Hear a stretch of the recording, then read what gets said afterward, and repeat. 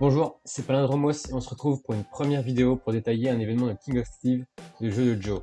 Je vais voir avec vous comment ça marche, à quoi ça peut nous être utile, et le plus intéressant, quelles sont les petites astuces à ce timecode là que l'on peut utiliser quand on a compris le jeu pour maximiser nos récompenses.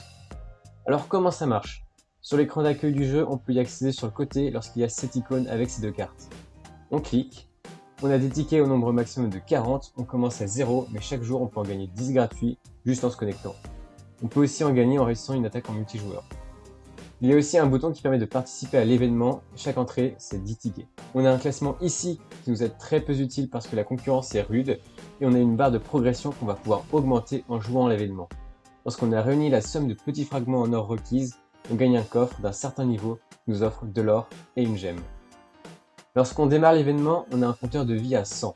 Ça affiche le numéro du niveau, on commence à 1 sur 10. Et on nous affiche des cartes qui chacune représente un gain ou une perte. Par exemple ici, il y a deux fois la carte un champignon, un émeraude, on a la santé qui nous régénère la vie, et en malus, on a les gardes rouges et les canons qui nous en fait perdre. Il y a aussi toujours deux cartes spéciales dans le coin en haut à gauche, deux poissons rouge et vert très importants, d'habitude c'est des flèches, mais là c'est des poissons. C'est très important et on va voir ce que ça fait après. Le problème, c'est que les cartes sont rapidement retournées et distribuées. C'est absolument normal si vous n'avez pas eu le temps de voir ou de tout analyser. Vous devez maintenant choisir de retourner une carte parmi celles que vous pouvez retourner en brillant.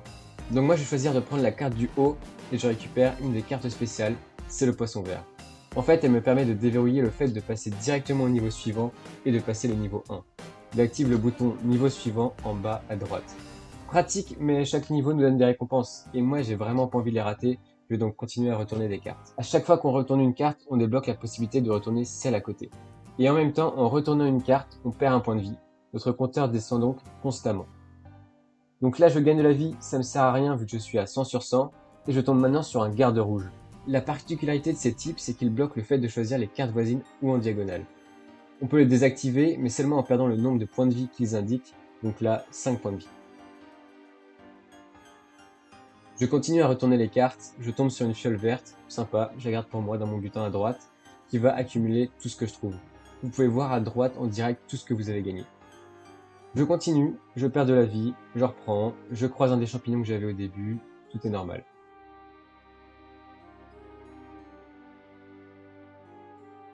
Le poisson rouge, lui, me permet de fuir le donjon quelle que soit ma situation et avec tout le butin. Il active le bouton prendre et partir dans le coin à gauche. Si je décide de retourner toutes mes cartes, le niveau suivant se lance directement. On nous montre les cartes et je recommence depuis le début. Qui dit niveau 2 dit meilleure récompense, mais aussi malus bien plus dangereux. C'est à double tranchant. De plus, les poissons qu'on avait gagnés, on les a perdus en changeant de niveau. Il faudra donc les retrouver une nouvelle fois. Je continue.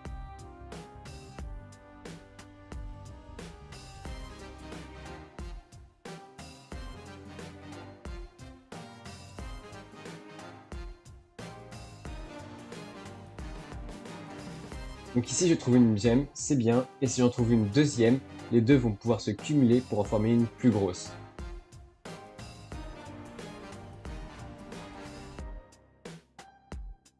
Donc là par exemple j'ai trouvé une gemme à 6000, et juste après une autre gemme à 6000.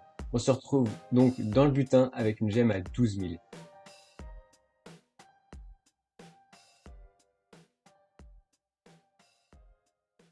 On passe au niveau 3, plus dur, et là je meurs. J'ai donc encore une chance de garder tout mon butin et de partir maintenant en cliquant sur prendre et partir, mais là je dois payer 30 orbes. C'est à moi de décider si ça vaut le coup ou pas. Je peux aussi cliquer sur ressusciter qui coûte une publicité pour revivre et continuer là où j'en étais. Souvent c'est une publicité pour la première mort, mais à partir de la deuxième, il faut payer un arbre aussi, et le prix est de plus en plus cher. Vous avez bien compris les règles du jeu, il faut donc bien jauger entre notre butin et notre compteur de vie. À vous de savoir où s'arrêter et quand continuer quand on n'est pas assez satisfait du butin. Et donc à quoi ça peut nous être utile? C'est un événement qui rapporte plein de choses de toutes sortes, des orbes, des gemmes, des potions, des émeraudes et j'en passe. C'est très utile quand on a un petit manque qui survient. Personnellement, c'est pas un jeu que je fais souvent, c'est souvent coûteux en temps pour pas grand chose de vraiment intéressant. Donc on passe maintenant aux petites astuces et subtilités du jeu. En premier, sachez que lorsqu'on meurt une première fois prématurément, on peut être ressuscité par une pub sans payer. On peut donc négliger notre compteur de vie sur la première partie du jeu. On sait qu'on va revivre sur le même niveau où on est mort, Donc lorsqu'on meurt la première fois, autant le faire quand on a peu de vie sur un malus très puissant. Comme ça l'élimine un peu dans le vide. Ici, on a 2 points de vie. Si on retourne 2 cartes, on est foutu. Autant mourir sur le garde rouge, comme ça, quand on revient à la vie, il ne sera plus un obstacle, on économise donc 40 points de vie. Deuxième chose, je vous conseille de mémoriser au début, déjà ce dont vous avez besoin, c'est important, mais aussi, si possible, le nombre de gardes rouges, canons et de santé. Avec une bonne mémoire, vous pouvez vous amuser à compter combien il reste dans les cartes non retournées. Dans la situation où il en reste plus qu'une, si vous savez qu'il vous manque une santé dans le lot, retournez-la, vous gagnez de la vie gratuitement. Si vous savez qu'il manque un canon, ne la retournez pas et évitez l'obstacle. Pour analyser tout ça au début, sachez que les gardes rouges sont toujours présentés collés en haut à partir de la droite, la santé est collée à partir de la deuxième ligne à gauche, et les pièges restants sont dans le coin en bas à droite. Des fois, un garde rouge se cache parmi les canons. Il y a aussi également les aides payantes en orbe à votre disposition que personnellement je n'utilise jamais car trop coûteux. Pour les gardes rouges, vous pouvez attendre le dernier moment possible pour déverrouiller les cartes qu'ils protègent. C'est possible que ce qu'ils cachent ne vous intéresse pas du tout. Voilà, j'ai terminé avec le jeu de Joe. Si vous avez des questions, n'hésitez pas à les poser en commentaire. On se retrouve plus tard pour un autre événement.